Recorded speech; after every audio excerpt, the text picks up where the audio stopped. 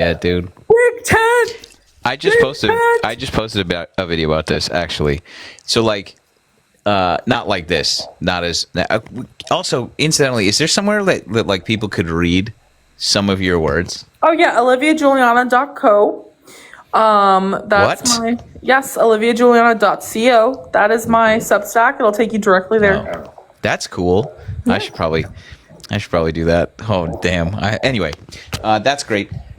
I was just talking about this about the idea of affordability and like and how Mamdani's like all of the things are the right things. They're still like the blue ass talking points, but also like, hey, the rent's too damn high. Hey, what if we made buses free? Hey, how do we affect your bottom line?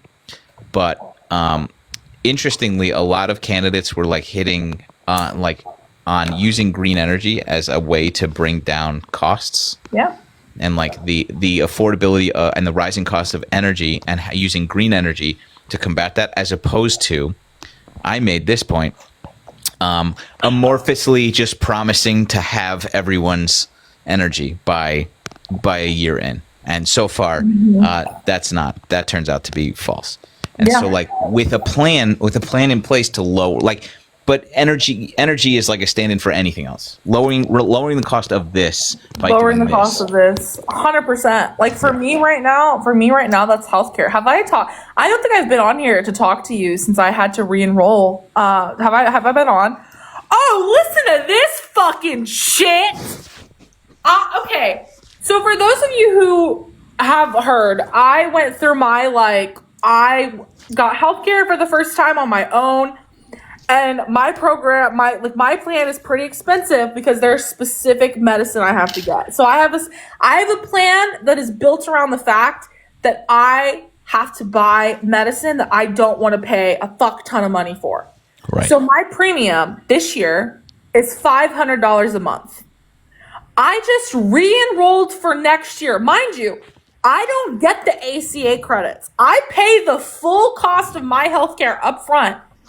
My premium is going from $500 to $810 a month. My deductible up $500. My out-of-pocket maximum up $600. The same exact fucking plan. I'm having to pay $4,000 more a year for. And this is the stupidity. This is what people don't fucking understand. I don't get the subsidy from the government. But the subsidies from the government going away means that more people will just stop having health insurance. And when less people have health insurance, the price of health insurance increases. That's why you have people who advocate for a single payer healthcare system and for universal healthcare access, because when we put everyone on health insurance, the cost goes down. So I'm fucking pissed. I'm fucking furious. Like, this is the first time I've been like, I'm ready. Like, I need to vote for someone now. I need to vote for someone now who's going to address this shit. Because this is fucking ridiculous. There are people in the comments being like, it's not worth it, drop your coverage. And you were just like, that is how you incur. I have to buy medicine. That's like $1,800 a month. I have to have health insurance. It's cheaper. And like, it is, that is how you incur generational debt, by the way, is dropping your health insurance and then getting hit by, I don't know, an Audi. That's exactly what I was telling my family. Like, I have family members who said the same thing. They were like, well, I'm just not going to have health insurance because I don't want to pay for it every month. And I said, yeah, that's great. What if you get in a car accident? What if you get cancer? What if you have a baby? What if you have a heart attack? Like, you never know what's going to happen. And you don't want to be the person who you end up in like $1 million of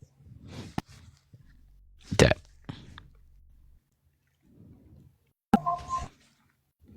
Sorry, yeah. Aaron Parnas is calling me. I'm not going to answer. Did he have breaking news? I don't know. I don't really care. You don't want to be the person who accrues like hundreds of thousands of dollars of medical debt because you didn't have health insurance. True. Like, it's just fucking awful. Can I just say, I know that I'm angry about a lot of things all the time.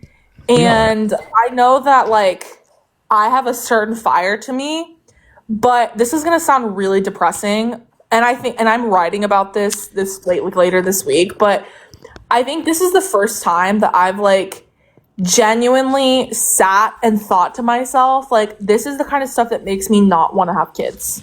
Yeah, this is Like exactly this, it. I can't and I'm okay. I have a good job, and I have good, a good financial situation. And if this is how I feel, then what the fuck do other people my age feel? Same thing that 40-year-olds feel. It's the same. It's the Insane. same. I just want to touch quickly. Angel, Yeah, my name's Jocelyn. Jocelyn, you said health insurance doesn't cover car accidents.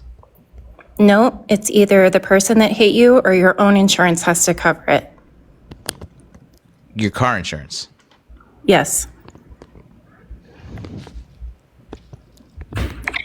So if I get in a car accident and I have to go to the hospital, my health insurance isn't going to pay my medical bills for my car accident. So they will in the beginning, like it'll be a pass, but then they'll send you a bill Can I just and they'll refuse to pay it. Can I just interject here? You're right to a point. And I think that it's important that we acknowledge that you're right to a point. Having been hit by a car, my car insurance paid for some of it, then their car insurance paid for some of it. But if I exceeded either one of those deductibles, $200,000 in either end, those bills, I mean, should you win your lawsuit, go somewhere. And so it's important to note that like that's not entirely the case. It's not either one of No, your. it is. So let me tell you what happened to me. I was T-boned by a car several years ago, and I had to go to the hospital, and I had $42,000 worth of health expenses. And the gal that hit me, that T-boned me, it was her fault. She only had $10,000 worth of coverage. And so what happened was my insurance had to pay it from the underinsured coverage. That's why we have the underinsured or the uninsured coverage. Okay, I will reiterate. I am currently, for the last 2 years, embroiled in this, having been hit by a car and having lost my job permanently because of this. This is true to an extent, and it is different. But at a certain point, you need health insurance for all of the ancillary stuff as well. It's not always going to be covered by either insurance, especially if for some reason you don't have car insurance. So I think that to the extent that this is like this particular situation is going to be covered by car insurance, right? This is analogous to any other sort of medical emergency where you do need health insurance. It's not a good enough reason to say like, well, if you get hit by a car, it's going to be covered by car insurance. Okay. Oh, I'm not justifying it. I refuse to get health insurance just because I won't participate in this system. I can't afford it anyways, but Hey, can I say that's crazy? Like, I respect you and your choice as a person and you living your life. I don't know your life. That statement, that scares me a little bit, not gonna It's lie. crazy that people don't have money to pay. It's crazy that we live in a system where we can't afford to pay for Precisely. insurance. What is that? Is deregulated corporations? Say that again? It's because these administrators of health, of any insurance, are deregulated. Yeah. That's capitalism. Yeah. And right now it's anarcho-capitalism that is the destruction of any regulation. Yeah. So I guess the question is, will Democrats continue to insist with neoliberal policies?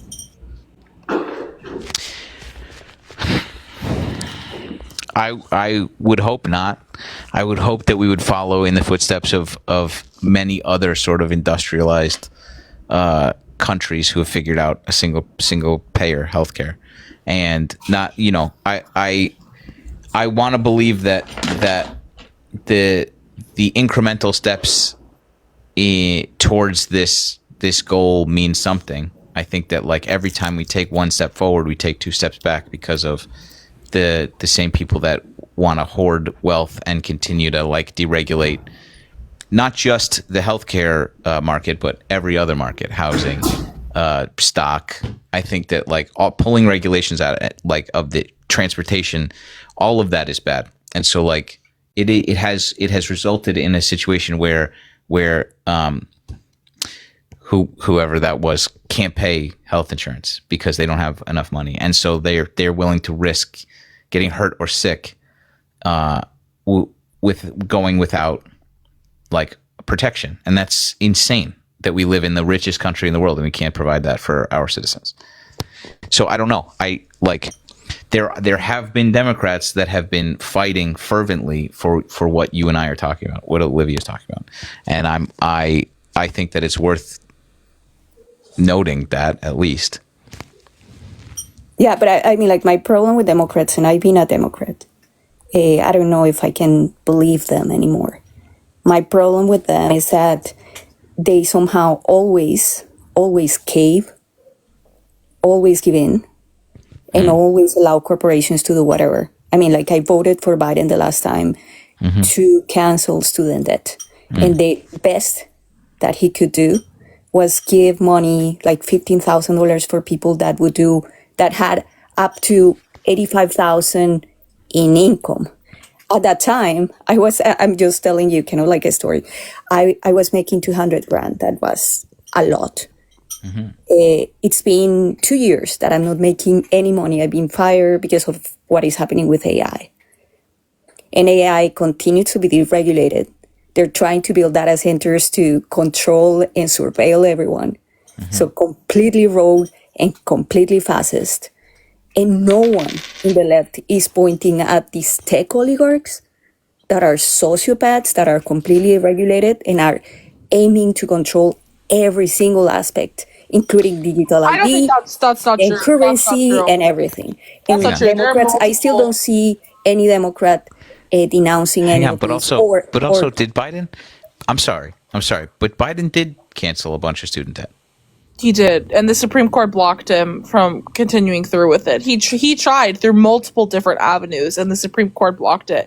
And also there are multiple Democrats that have openly spoken out about the tech oligarchy issues and the AI issues. I mean, like Elizabeth Warren in particular has done a ton of stuff about this. Yeah, no, and she's great. But the thing is that it would seem that it's kind of like the Democrats love to collect these ideologically pure like samples of different directions, like Elizabeth Warren or like Bernie or like AOC that call to be, like super progressive, but in reality, they're not backed by the rest of the party.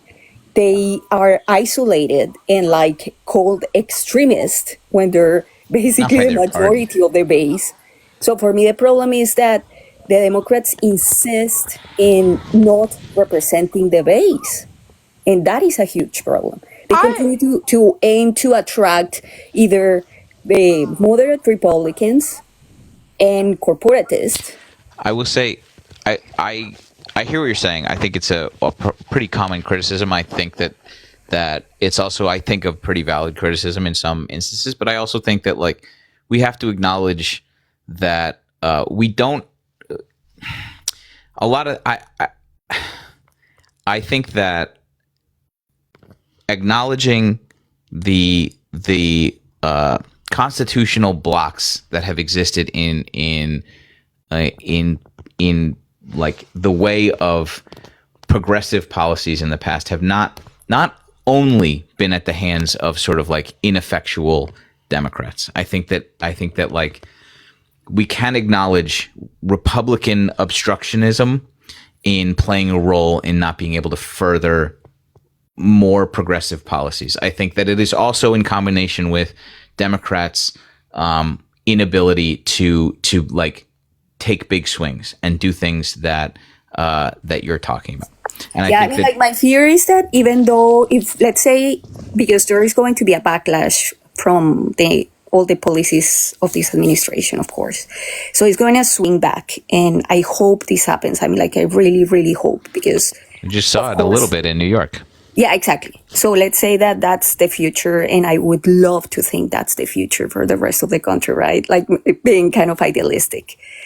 I feel that if in the best of scenarios we get to elect the majority of the people, if the Republicans don't sabotage through gerrymandering, etc., if we get to elect that, because we have had that type of composition in government with Obama, etc., I feel that we're gonna get bamboozled. I'm sorry if I'm you're negative, fine. but I'm 50 years old, and I believe in Democrats for the last 25 years of my life, and I continue to be disappointed every single time that I put any hope. Is like it gets smashed. Right. So and Right. people get poorer and poorer, and that's Can the I problem. ask- And corporations continue to amass like all the wealth and destroy all forms of political representations or control. So that's where I'm like, how are we?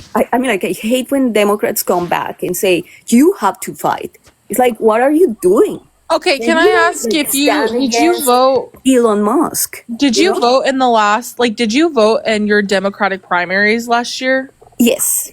And Olivia, I don't want to get into what did you do, because I know that that's a tactic of saying, oh, if you're independent, it means that you're a threat to the Democrats. No, I'm not. I'm not saying like I'm not saying if you're independent, you're a threat to the Democrat. I'm just saying like people I think tend to have very strong ideas about the direction that they want the Democratic Party to go into. And I have had a lot of these conversations where people will say that and do that, and then it comes to find out that they don't actively vote in the Democratic primaries for the president, for their congressional races, for local races. And like that's the point that I'm trying to make is if you have very strong feelings about the direction you feel the party should go in, the first place that you can start is by actually voting in your Democratic primaries, not just during presidential years, but in every single election year. That was my first point. And my second point is I'm going to push back. I don't think it's necessarily fair to say that the Democratic Party doesn't openly embrace the more progressive members like AOC or Bernie Sanders, because they increasingly have become more and more front and center in a lot of different Democratic places all over the country. AOC was just in the Prop 50 ads in California. Yeah, but I mean, Bernie was like, he could have been a president, and the Democrats didn't let him. Bernie Sanders lost the Democratic primary because Bernie Sanders did not appeal to black voters and did not get enough support from black voters to win the primary. And that's the unfortunate reality of that's what happened. And people can deny it, people can disagree with me, but that's just the fact. And also, that was in 2016, that was in 2020, it's 2025. We're headed towards a 2028 primary. And it's pretty clear that, AOC is someone who people are seriously considering to be one of the frontrunners. And I think that's great. And I think that the party is becoming more and more of a big tent. And we were just having this conversation before you came on about there is no one right way to be a Democrat. We can have Democrats run and win their elections in different places, even if they have different ideologies. And so if there are places where we can elect really strong, really progressive Democrats like Zohran Mamdani, like AOC, like Bernie Sanders, I think that's great. And I think that's fantastic. But I also don't think we need to tell people you can only be a Democrat and you can only be a Democratic elected official if you fall into this category, because voters still choose different Democrats in different places. Yeah, I mean, like, I hear what you're saying, and I mean, like, I understand that there is a process, let's say that, and yeah, I understand the argument of big tent, but I still feel that Democrats are not representing the base when, I mean, like, they're using now this idea of the big tent, but it's to basically attract Republicans. That I think is a good strategy, but then it's moving everyone to the right and continue to isolate the left.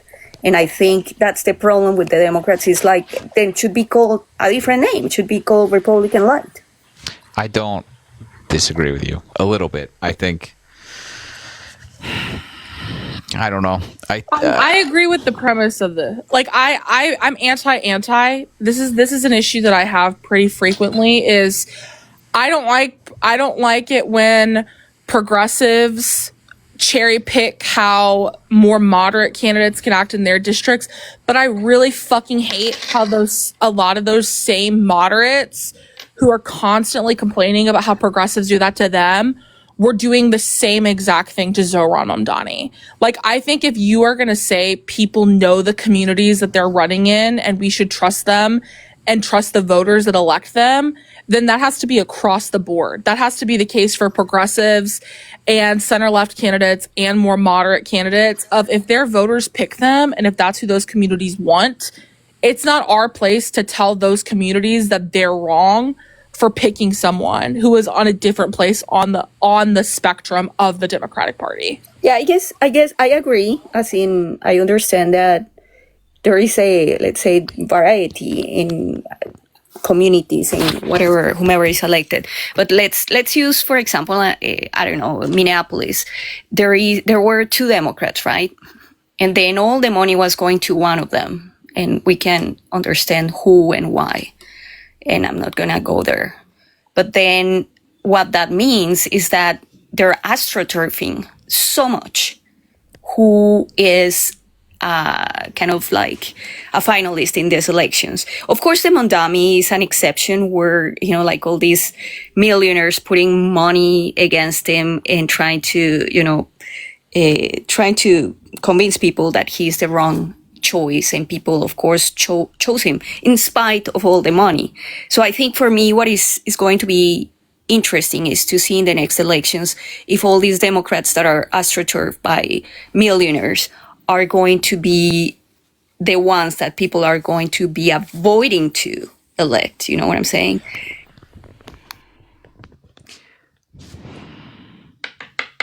I think that I don't know. This is the okay. Here. Are you ready? Here it is. I think that we don't live in normal times anymore, and I think that I think the main priority should be win, no matter the cost. Wrestle back power from these people at whatever cost. To an extent, don't hear me when don't hear different things than what I'm saying. Not at the extent of human rights, not at the extent of moving our policies for the right, but understanding that like people are more likely to vote with somebody who they identify as closer to the center, certain people. And so that is my priority at the moment. Had you asked me in 2016 what my priorities were, it would be exactly in line with what you're saying, which is drag establishment Democrats who are center right farther to the left by kicking and screaming. And I would say 100% at whatever cost, that is our platform. We have to be striving to do that. And I think that like we need to do this first so that we can do that next, because we've whether we want to or not, we've moved much farther to the right than is allowable by like civilized society. And I understand that the concept of like placating and like sort of just kicking the can down the road is how our American politics has existed for the last 20 years, and how like incremental gains are nice to look at, but like don't represent sweeping change that we need. And that's true, but not in a vacuum. And it is something else now. And that's I don't want to put words in Olivia's mouth, but like that's how I'm looking at this right now, which is I agree with you 100%, but I also understand the fucking peril our country is in, and that's what I'm saying. Yeah, But let me land the plane. I'm sorry, I'm almost touchdown. Yeah. I will say this. I believe, and I said this immediately following the election. I said the immediate following of the election is we're going to learn the wrong lesson from this, and the Democrat Party is going to think that we need to push further to the center and to the right, when the reality is we need to push further to the left. And what did we just watch? We just watched a fucking 60-40 win in New York. In New York, that's fair, but for somebody who is representative of the big picture of leftist or left-leaning progressivism, and that's the groundswell that Bernie was riding. The thing that pushed Mamdani to victory is a further left, which is understanding. This is my fucking show. Which is understanding the returning the Democratic Party to like the party of unions and working class people and people who are underrepresented, and like in doing that, giving people like subsidized or free healthcare, making sure people have affordable energy, making sure people can eat, making sure people can buy houses. That is all. Like that's the thing that's going to win. It's both. It's both. We need to win elections, and we're going to do it by going further left, is what I'm saying. Yeah, I mean, like, I wish that's the case, right? Like, I of course, I believe in human equality, and I believe in the government. I believe in the social contract. Let's say that.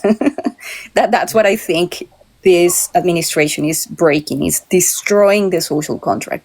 My biggest issue is that, from what I read from the third way Democrats, for all these Democrats that believe blindly, I would suggest to go to third way Democrats and see the conclusions of the advisors of how to recap or how to recapture, the base.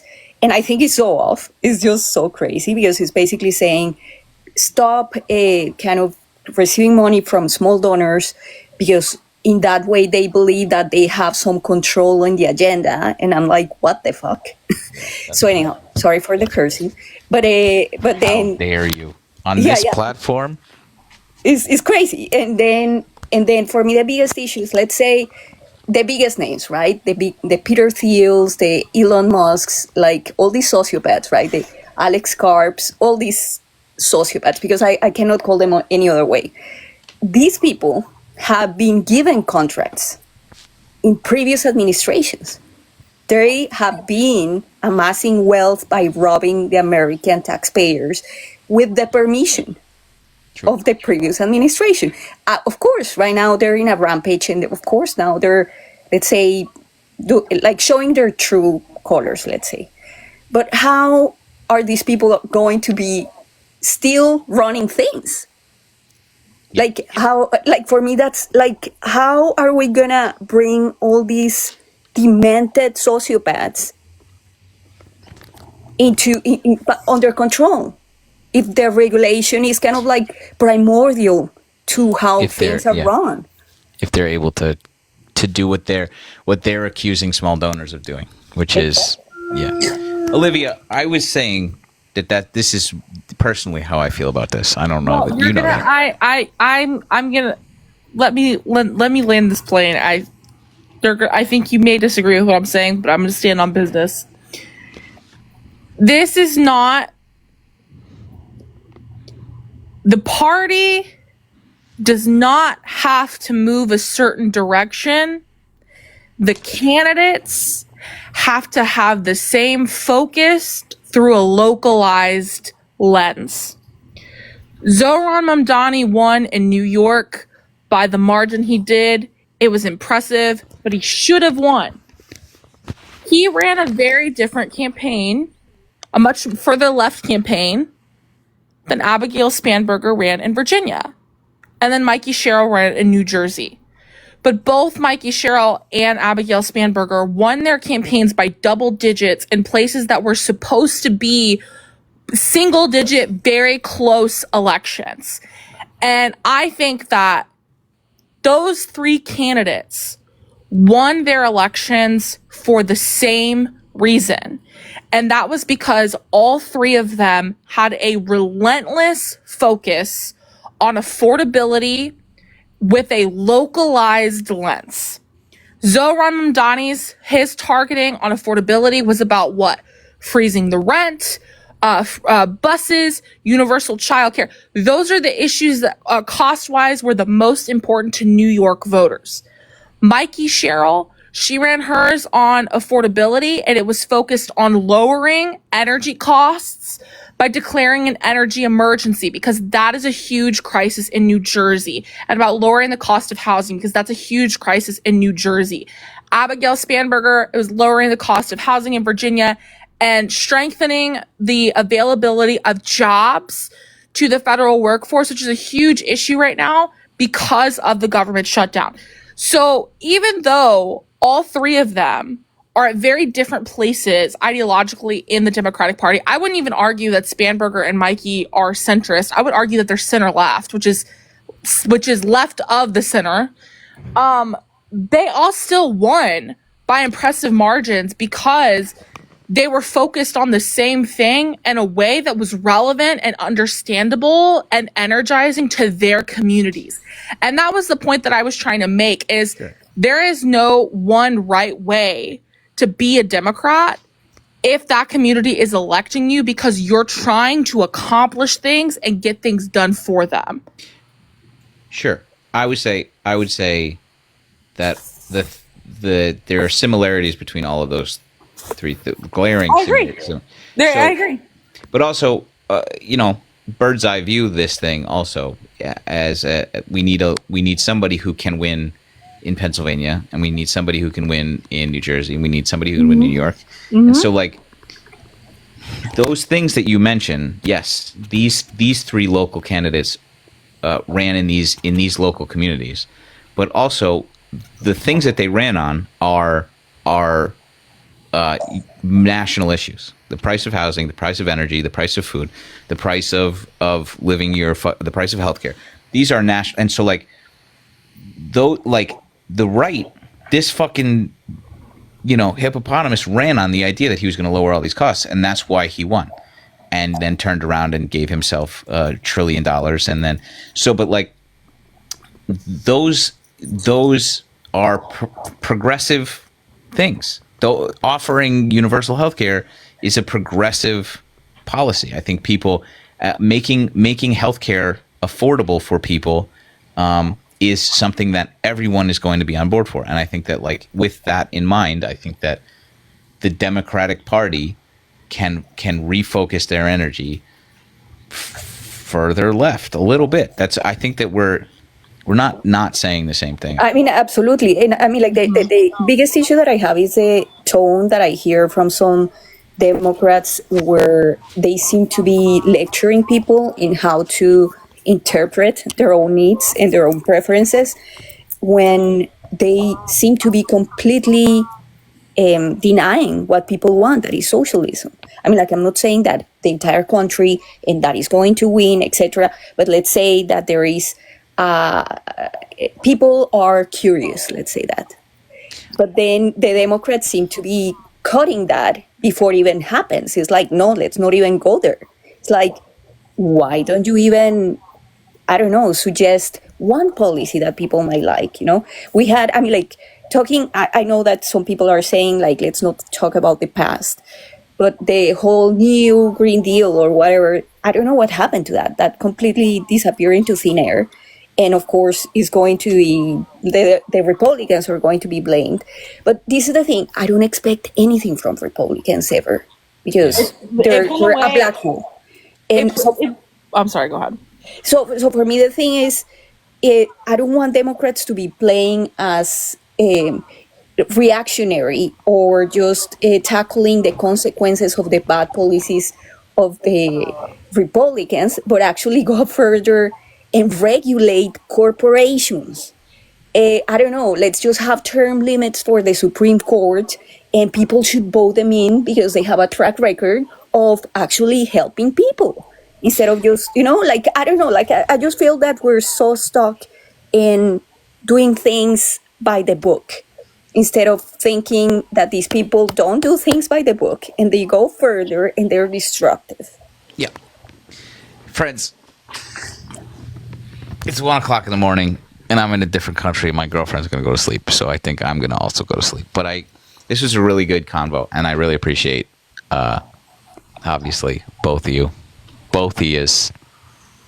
Yeah, me too. I appreciate the talk, and though I'm a rebel right now, I was a centrist Democrat, and now I'm more like I think this is we're on the the time same. for us to unite for moving things left. Right. Bingo. That's me. Consolidate our fractured party, and then mollywop these fucking fascists, and then jail some of them. I think is my route. Yeah. Ooh. Let's hope. Yeah. Okay. Okay. Love you. Love you. Mean it. Bye, Olivia. Thanks. It was really good to talk to you. Come back. All right, friends. Thanks for hanging out. Feels good to get a little normalcy in this schedule. But now, yeah, just like at home, going to bed at 1 o'clock in the morning, just fucking our next day. Good trouble. Have you been getting suppressed? Yeah. Anyway, tomorrow, what are we doing tomorrow? We're gonna get breakfast, and then we're gonna drive to a different town in Ireland, and then what? That's it. New hotel. I need to make some more videos. Okay. Love you. When's the wedding? Saturday. And then on Sunday, we drive all across. All right, we drive across the country, and then spend the night in Dublin, and have a pint, and then get on a plane and come home. So, if you're here, if you're in Dublin, come say hi, I guess. There's got to be at least 3 of you. There's got to be some of yous. All right. Love you. Love you, mean it. See you tomorrow. Bye.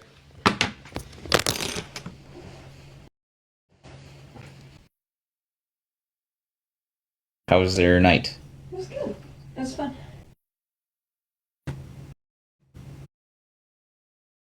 Sir?